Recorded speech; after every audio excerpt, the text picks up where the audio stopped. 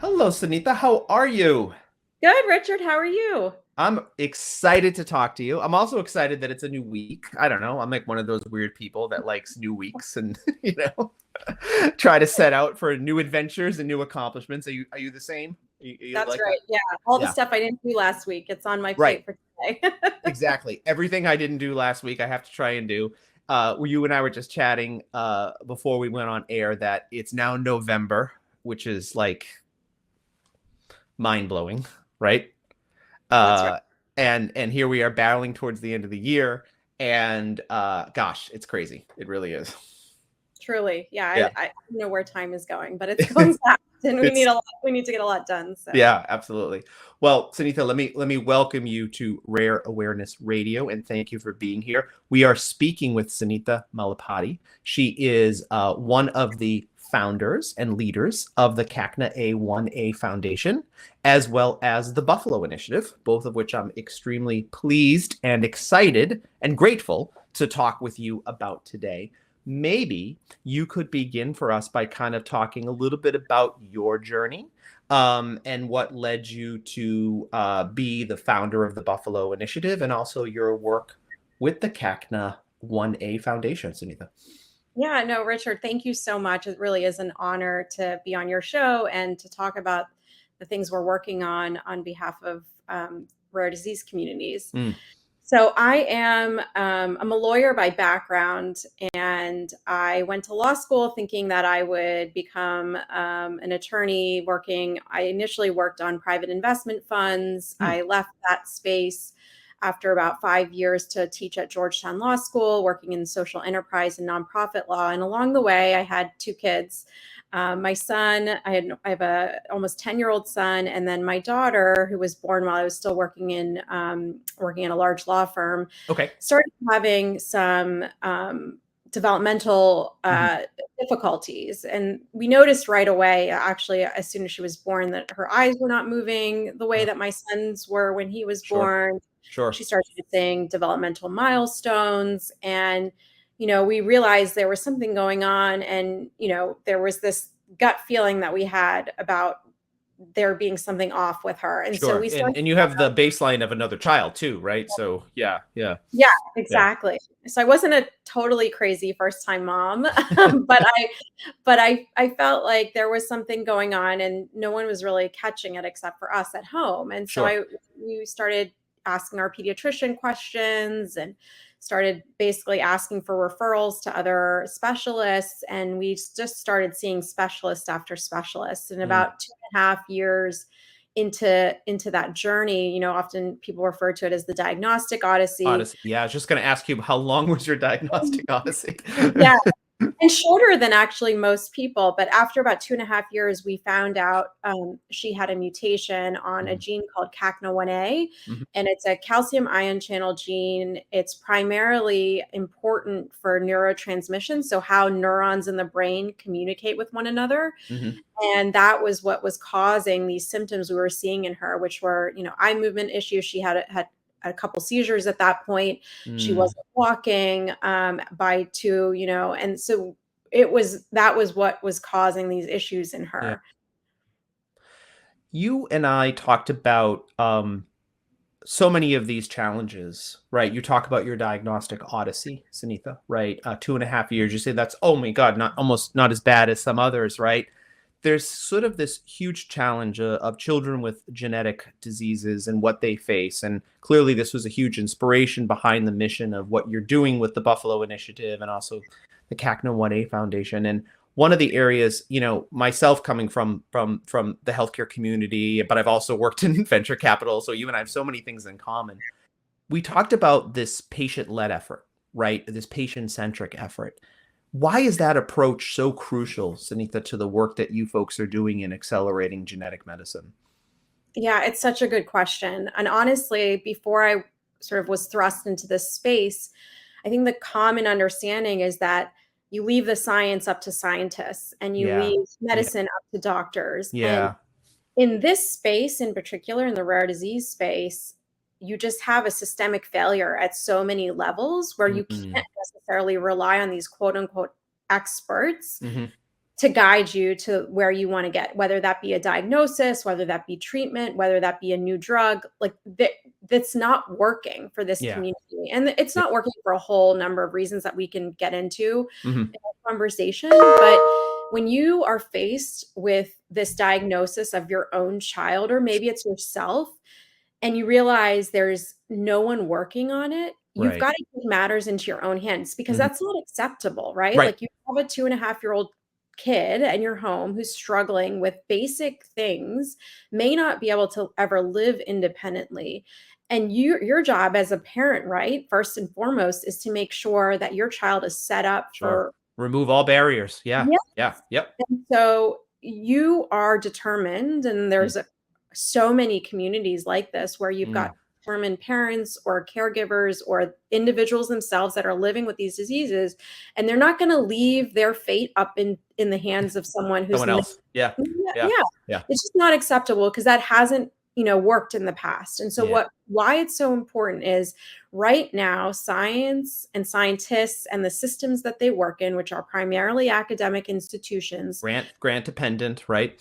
grant Yep. dependent, tenure dependent, their incentives, while somewhat similar to the patient community, are not always aligned, and their timelines are not always aligned Mm. with the urgency of patient communities. And so what I think is really important for people to understand is that when you develop research agendas and they're not tied to the communities that are living with the impacts of these diseases, you're not going to necessarily be working on the same scientific problems that matter to patient communities. Patient communities care about treatments, they care about quality of life, Mm-hmm. they care about, what happens to my kid when I pass away? Is the system going to take care of Sure. my kid? Sure. And so we need to make sure that the science that gets funded in this country and globally actually lines up with the priorities of the people living with the diseases that are being studied in the lab.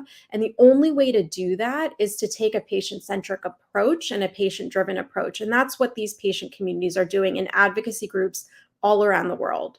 I continue to stand in awe, Sunitha, of people like you who are, struggling as a caregiver, as a mom, as a professional, but then to your point are like, this status quo is not acceptable. We can't just leave the science up to the scientists, the researching up to the researchers. So you're out there and you are driving to make an impact on your own, right? With these patient-led initiatives, which I just stand in awe of.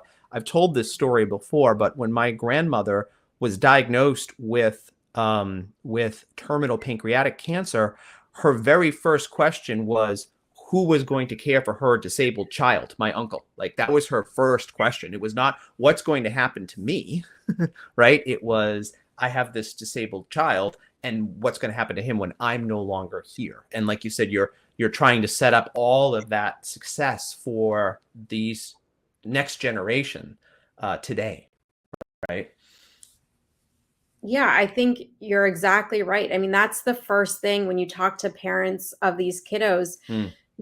That is their fear, that they're going to leave this child behind with either a sibling who has to take on this burden, or a Right. system that's not adequately prepared to do it.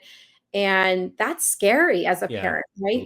Who can really fill in your role? And it's something that rare disease parents think about all the time. And it's one of the reasons that drive them. I mean, I think Sure. it's like, you don't have a choice. Like, you have to make sure you do all that you can in your lifetime to set your kid up to be independent, to have a quality of life that, that matters and is important to them and is good. Right. And that's what you have to do as a parent. Mm-hmm.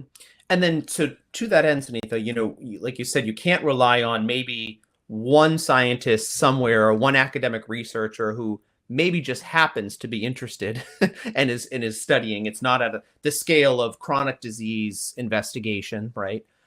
You go and you start the Buffalo Initiative, which has this bold mission. I love the mission, right? You've got this 10-year goal. You're speaking my language in terms of what you guys are trying to accomplish. You're trying to reshape genetic medicine and the development of genetic medicine. Why is what the Buffalo Initiative doing so unique, Sunitha? I think we've already established why it's so important, but even if you would like to restate why it's so important, I would love to hear your perspective on the importance and the uniqueness of what you're doing with the Buffalo Initiative. Yeah, so I think what you find, and I've realized this over the last 4 years working with the CACNA1A Foundation and learning so much about what other groups are doing in this space in Mm. doing our work, you realize that, what we were told at the beginning, which is quote unquote, de-risk your disease enough and Yeah, I've heard someone will that de-risk term a bunch now. Yeah, yeah, you de-risk it enough and someone will come in and save you. A biopharma partner will come in and save you. right, And what you're finding increasingly is that these groups are quote unquote de-risking their disease.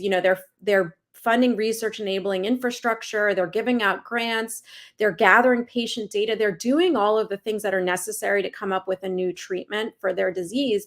But there's no commercial partner at the end of the day coming right. in Coming because in diseases because are it's not the economics aren't there, right? that's right. Yeah, For a whole yeah. host of reasons, Mm, and that being a big one of them. mm, And so these groups are heartbreakingly, pouring in so much time, energy, money into de-risking, and then they just get stuck. They have a promising right. proof of concept, meaning like there's promising data in a lab somewhere saying that this is a modality that might work Work. Yep. for humans, and they don't have the funding to take it forward. And so they're just stuck at this point that people call the valley of death because Yep. that's where drugs die, right? Yep. Yep. Because the investors don't feel de-risked enough to your point, right? Yeah. Especially in a market like we're in. Yeah.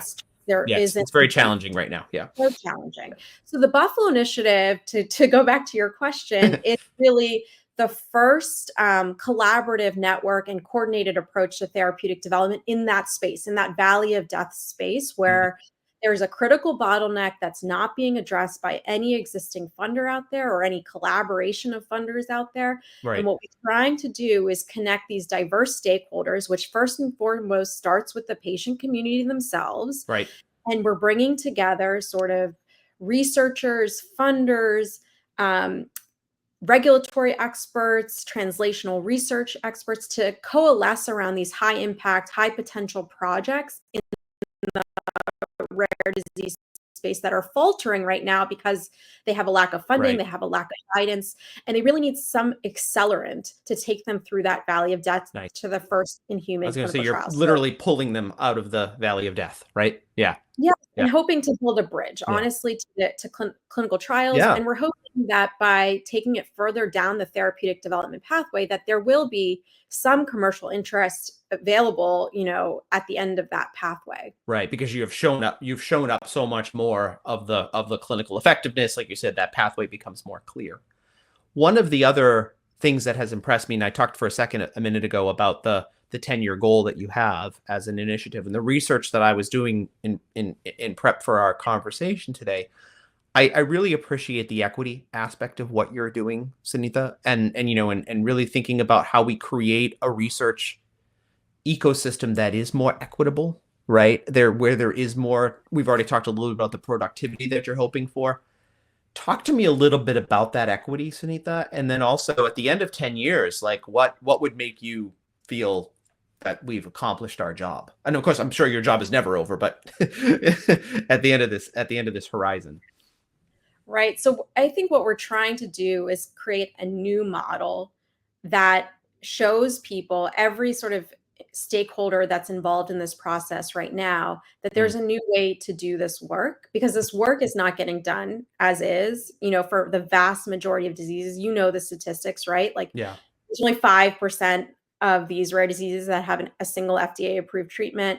So 95% of these diseases are being left behind. And so when you talk about equity, you're talking about the vast majority of these 10,000 rare diseases that exist out there that have no drug. And so when you go to the clinic, the real like heart-wrenching part of all of this is you've got the ability to diagnose these diseases, right? We're mm, getting increasingly people are getting diagnosed. right. We have scientific tools that exist. We've just an explosion of the number of scientific tools that exist to treat these Well, diseases. especially now with all of the AI and everything else that continues to happen, right?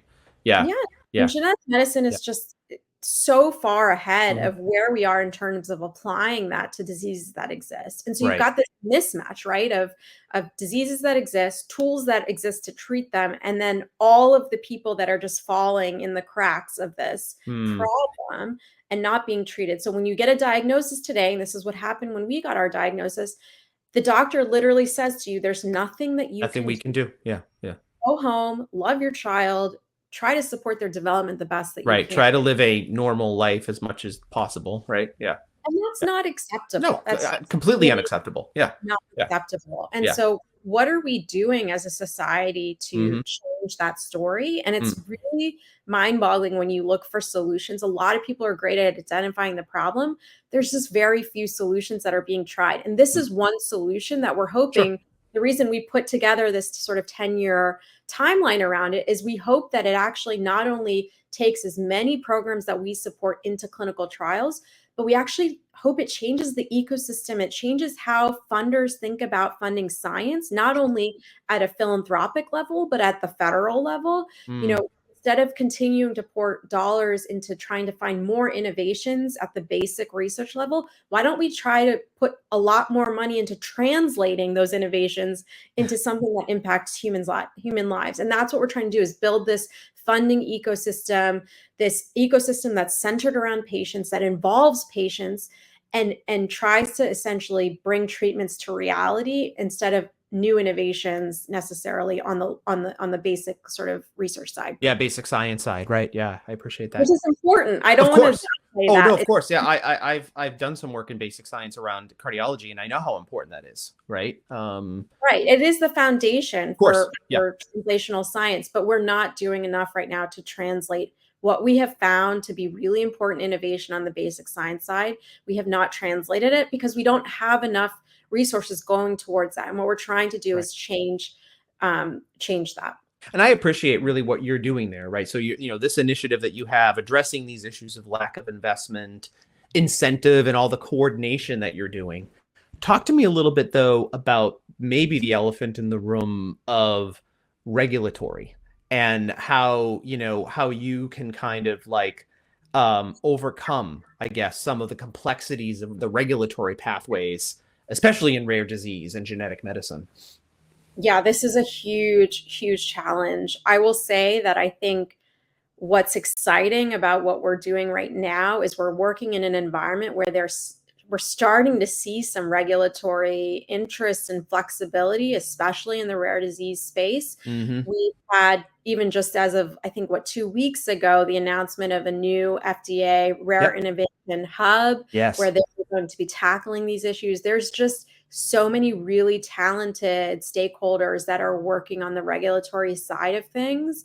And so that's actually gives me a lot of hope that what we are trying to do, which is get more programs to clinic, we're going to face a more favorable regulatory environment when we start to push more programs to the clinic, because there actually is a lot of appetite for innovation, and there's, at the leadership level at the FDA, at the highest levels of FDA, an interest in actually innovating in this space. And we think that, you know, we're going to actually come into a time very shortly where the regulations are going to start to look more favorable to clinical trials, which is going to help everybody. It's Of going to course. help industry. It's going to help patients. It's really important. I think the issues are well known, and there's so many advocates that are Hmm. pushing on that side that I'm really hopeful. That's wonderful. That's Yeah. going to be something that we are pushing, because I think there's just so many smart players in the room right Great. now that are thinking about this And maybe solution. that is one of the good things we saw come out of the COVID pandemic, right? Was this willingness for the FDA to kind of think a little bit more innovatively, right? And a little bit more, and more of a problem solver mode, to kind of your earlier point, right?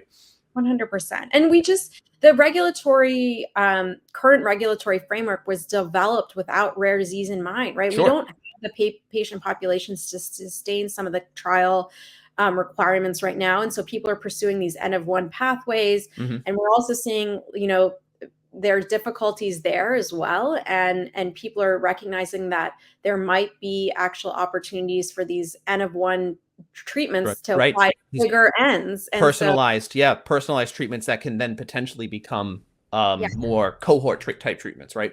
exactly right. And Yeah. so we need to figure this out. And I think a Yeah. lot of people are really committed to doing that. It's so impressive what you are doing, Sunitha, with the Buffalo Initiative strategy to bring together all of these diverse stakeholders. So uh, please keep going with that. It's amazing.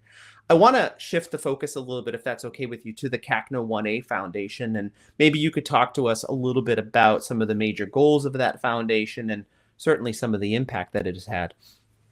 Yeah, sure. So the CACNA1A Foundation was started in 2020 when my daughter was diagnosed by a group of parents who were, in the same situation as me, Mm, receiving this diagnosis for their child and realizing that no one was really sort of laser focused on finding a treatment and that we had to do something about that. right. So for the last 4 years, the foundation has been sort of laser focused on trying to enable the research infrastructure around CACNA1A research to move towards translational research. So we Mm, have invested all of our resources towards enabling this preclinical sort of testing. So we've developed new models, new, iPSC lines, which are just cell lines that different modalities can be tested on. We've invested in new mouse models. mm. We've built a collaborative research network. So 60 of the world's renowned researchers, both on the basic science side, the clinical research side. We've brought pharma partners as part of that, regulatory experts part of that. So to get everyone to sort of talk Nice. one another and be on the same page about their research. So there isn't duplication of efforts, that there's new collaborations that are spurred. We've also started building out sort of patient registries and patient natural history studies so that we can Exciting. start to collect patient data where none has been collected in the past, but Very for exciting. Yeah. case reports.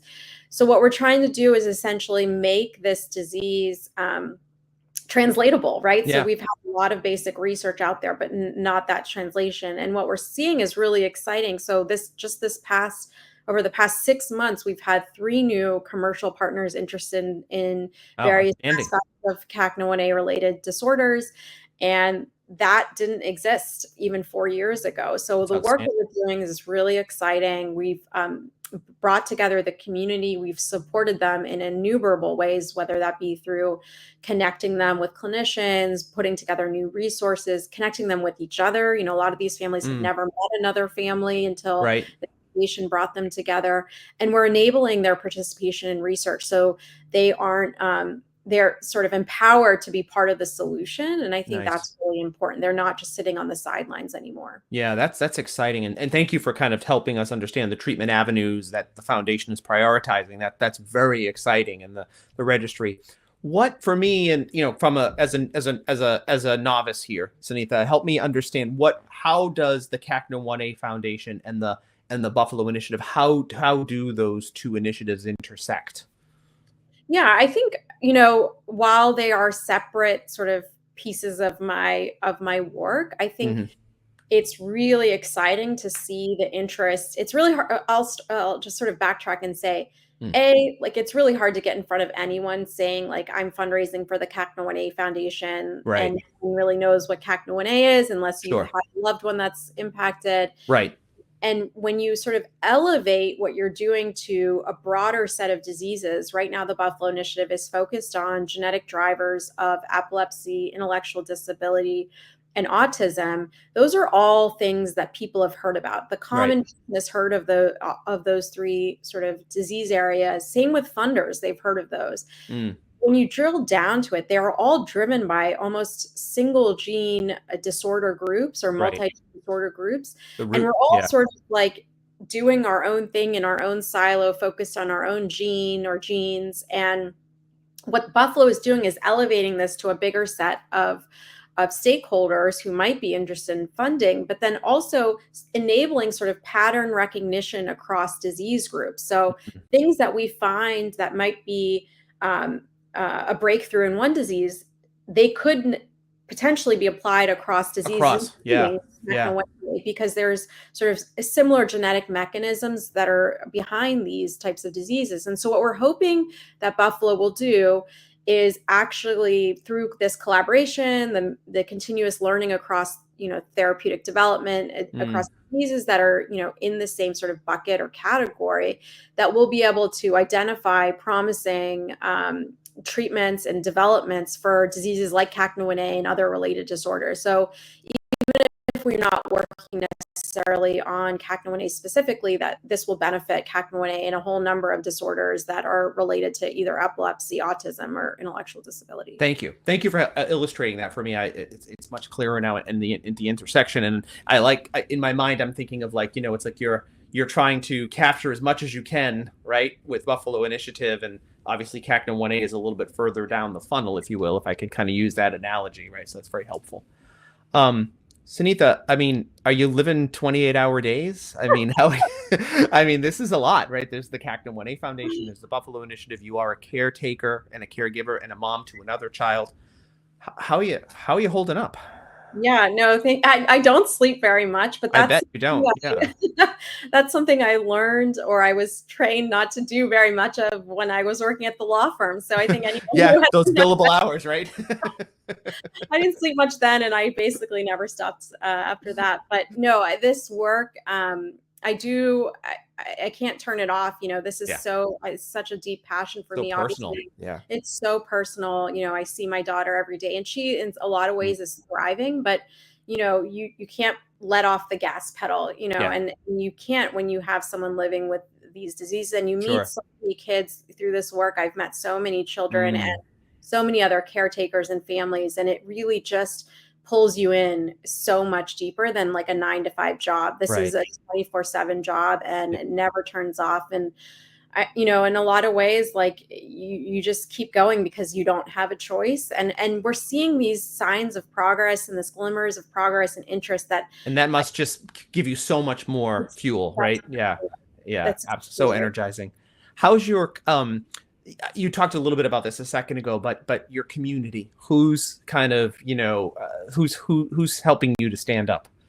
I mean, I have an amazing family. I mean, I could not do this work without, my spouse, and my parents and my in-laws, who are amazing. Whenever I need to travel, they hold the house down for me, and I couldn't do this work without them. But, really, I have an enormous number of advisors, mentors, partners on all of this work. And I couldn't do this without a robust team. And we just have great champions in the community too, that fuel you and continue to recognize the work that you're doing, and impress upon you that it's important and to keep going, and it's making a difference in people's lives. And that really does help. But I'm too many to name, but honestly, like, I have a whole team at the foundation that I'm definitely not a solo worker bee over there. And in the Buffalo Initiative, I have an incredible team of folks supporting me, and we're going to be hiring more. So that's awesome. Excited to expand the team. Yeah, I mean, one just needs to head to the respective websites of the Buffalo Initiative and the CACNA1A Foundation and just see the folks that you and your team have been able to assemble, right, to attack this. And I don't mean to sound trite, but I know that it takes a village. I know that it takes a community to do this, right? It really, really does. There's so much that you guys are trying to accomplish.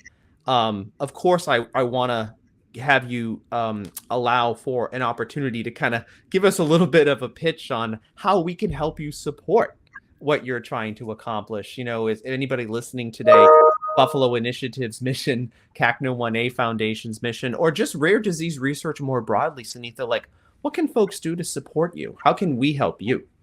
Yeah, I think one of the biggest things to take away from all of this, and I think somewhat naively, all of us think that if we just give money to just write a check, it's good. Write a check, it'll make some stuff happen. And that's really not what happens in this space. It's so easy to write a check.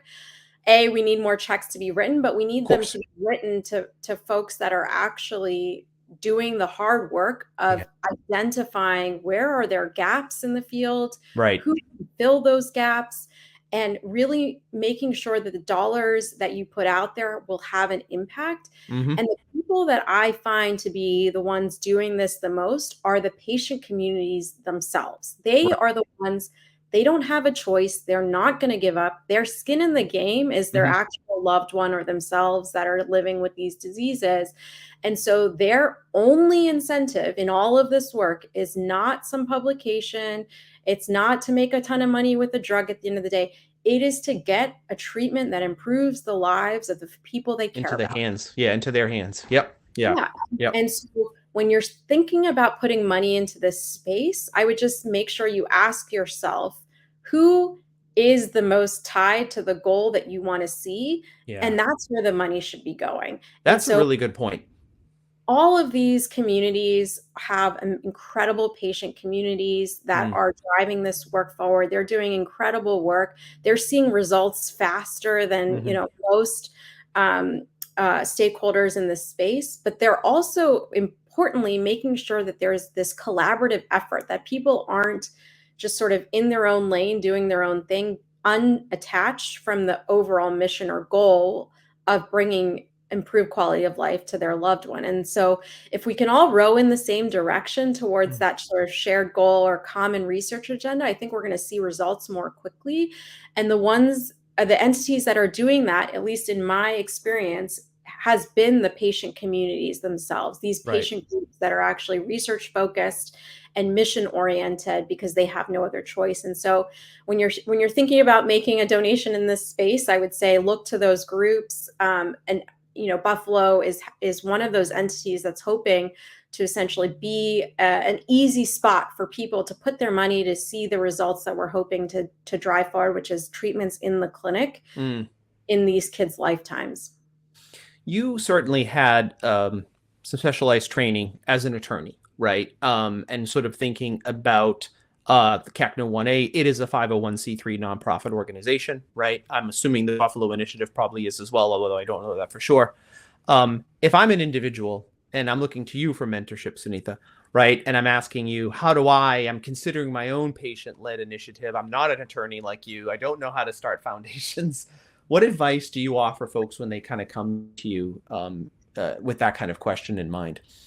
Yeah, and you certainly don't need to be an attorney. There's so many incredibly smart patient advocates and foundation leaders out there, most of them not attorneys. Mm. Um, I Or would say, doctors, right? I mean, yeah, yeah, yeah, yeah. certainly. A lot of them, they really start because they have this incredible passion and drive to make a difference for their loved one or their community. Mm.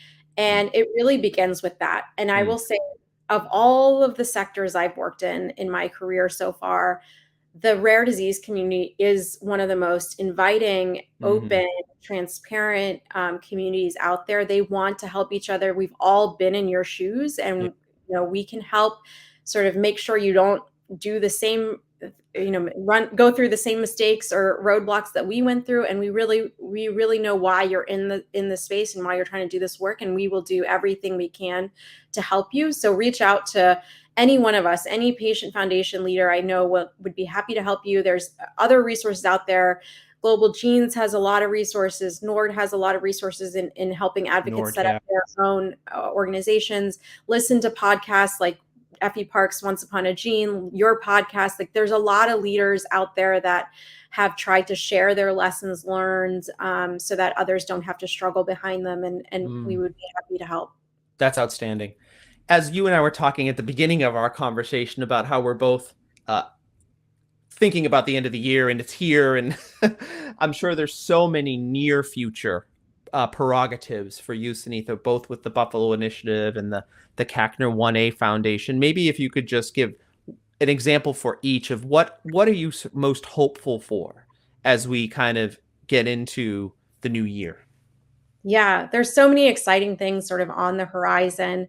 On the Buffalo Initiative side, we are busy sort of identifying opportunities to fund and funders who want to be part of our fund that's going to invest in these programs. So we are doing a hard push through the end of the year and going into next year, identifying those opportunities and matching them with the funding needed to get them across that valley of death we talked about.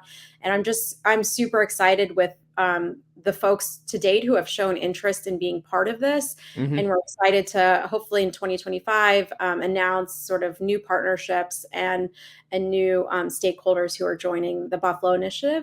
On the CACNA1A Foundation side, I think we have never had as many opportunities as we have today in terms of That's exciting exciting. science. Yeah. And that's really, not something I ever envisioned when I got this diagnosis for my daughter. I thought we just there was a dearth of science, and that's why we Mm. hadn't solved the problem. But we actually have so much promising science sitting at our door, and we just need the funding to push some of those things forward. And so what we're trying to do is, a robust end of year campaign, and going into 2025 with funding to actually pursue these really promising scientific projects. So I'm really hopeful for the next year. I think we're going to see a lot of progress in both on both sides, Buffalo and CACNA1A, and it's a great time to be in the space. I'm so excited for you. We have been speaking with Sunita Malipati from the CACNA1A Foundation, that's cacna1a.org, as well as the Buffalo Initiative, buffaloinitiative.org. And when you and I spoke a couple of weeks ago, as we were getting ready for our sit down for this conversation, you told me about the genesis of the name, the Buffalo Initiative, how buffaloes charge into a storm. I did not know that, so thank you for telling me that. But most importantly, thank you for charging into the storm. Thank you, Richard. And I appreciate you raising awareness around these issues and giving me the opportunity to speak about them today. Well, thanks for your time once again, and we wish you the best of luck. Thank you so much.